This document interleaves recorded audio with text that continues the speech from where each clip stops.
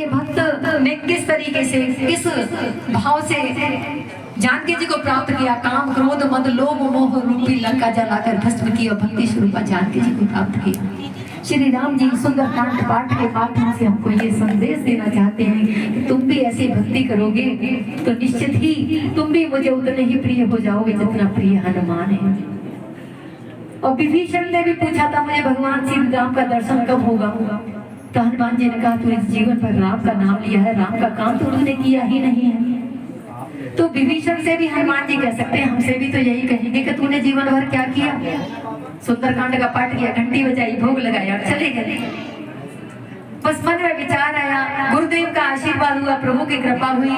श्री राधे सेवा समिति नोएडा की हम लोगों ने पिछले 25 साल पहले नोएडा में स्थापना की, जिसके माध्यम से विभिन्न परिवारों में साईं सत्या भजन, सत्या माता की चौकी, साईं और श्याम बाबा के भजन, सुंदरकांड पाठ जैसे आयोजन करते हैं। जो भी धन राशि सदगृहस्थों से प्राप्त होती है, ऐसी बालिकाएं जिनके परिवार में कोई आय का साधन नहीं है, वो बच्चियां इस समिति के माध्यम से शिक्षा ग्रहण कर रही है। मैं स्वयं भी अध्यापिका रही हूँ, 30 साल तक अध्यापन का कार्य किया। मेरे साथ ही मेरी कुलीग बैठी है रीना जैन है। मायके से जैन हो, ससुराल से चाहे जो भी हो, लेकिन हम जानते हैं तो मैं रीना। और ये मेरी कुलीग है, साथ में मेरी जॉब करती थी। और तभी से बस मन में विचार आया क्यों ना ऐसे काम करें। ऐसी बच्चियों को बहुत पास से देखा हम लोगों ने कि जिनके सर से पिता का साया हट जाता है, ऐसी बच्चियों की शिक्षा रुक जाती है। उसी माध्यम से हम लोग 25 साल से अभी तक 55 बच्चियों को शिक्षा ग्रहण कर चुकी हैं समिति के माध्यम से। और जो बच्ची 6 और 7 से समिति के पास आती है, वो बच्ची आज BCom, MCom, B.Ed करने के बाद आज 4 बच्चियां अपने पैरों पर खड़ी हैं। इनमें 4 बच्चों को B.Ed कराया, जिनमें 2 बच्चियों की गवर्नमेंट स्कूल में जॉब भी लग चुकी थी।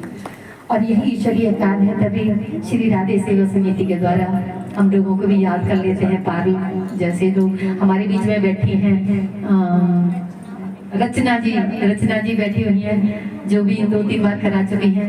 रचना जी, मुझे लग रहा है वो क्या नाम है उनका, तुम्हारी भाभी क्या नाम था वो गुप्ता, जिसने बेटी की उसमें कराया था? पूजा गुप्ता आई है, पता नहीं आई। अच्छा, पूजा गुप्ता ने, इनकी बेटी ने भी टॉप किया था नोएडा में 10th क्लास में, तब इन्होंने सुंदरकांड पाठ कराया था। तो बस यही देखिए, शिक्षा हमें स्कूल से मिलती है, लेकिन संस्कार तो परिवार से ही मिलते हैं। परिवार में बच्चे देखते हैं, देखो बच्चा, छोटा सा बच्चा मैंने देखा, वास्तव में संस्कार मार्बल होम से बहुत अच्छे मिल रहे हैं बच्चों को। जैसे ही सुंदरकांड का बच्चा सेवा कर रहा है, लाके सारी पुस्तकें यहाँ रखी है, नहीं बच्चे फेंक देते हैं, उनको ध्यान ही नहीं कहाँ क्या हो रहा है। ये बचपन से ही संस्कार मिलते हैं बच्चे को। सोचो, ये बच्चे में 5 साल से और 12 साल तक हम लोग कोई भी संस्कार देना चाहते हैं, वो प्राप्त होंगे। और 12 साल के बाद उन संस्कारों का प्रभाव देखने को मिलेगा। फिर सोचोगे उसमें परिवर्तन नहीं ला सकते। इसलिए बच्चों में संस्कार देना बहुत आवश्यक है। और दूसरा, हम लोग साल में एक बार राधाष्टमी का आयोजन भी करते हैं नोएडा में। जो नोएडा में हम लोग ब्रजवासी हैं, कभी यहाँ पे कृष्ण जन्माष्टमी तो सब जगह होती थी, लेकिन राधाष्टमी कोई नहीं बनाता था। तब से 25 साल से हम लोग भी विभिन्न सेक्टरों में, विभिन्न मंदिरों में हम लोग राधाष्टमी का आयोजन भी करते हैं, जिसमें वो सभी बालिकाएं आती हैं, सभी बच्चे आते हैं जिन्होंने इस समिति के माध्यम से शिक्षा ग्रहण कर चुकी है।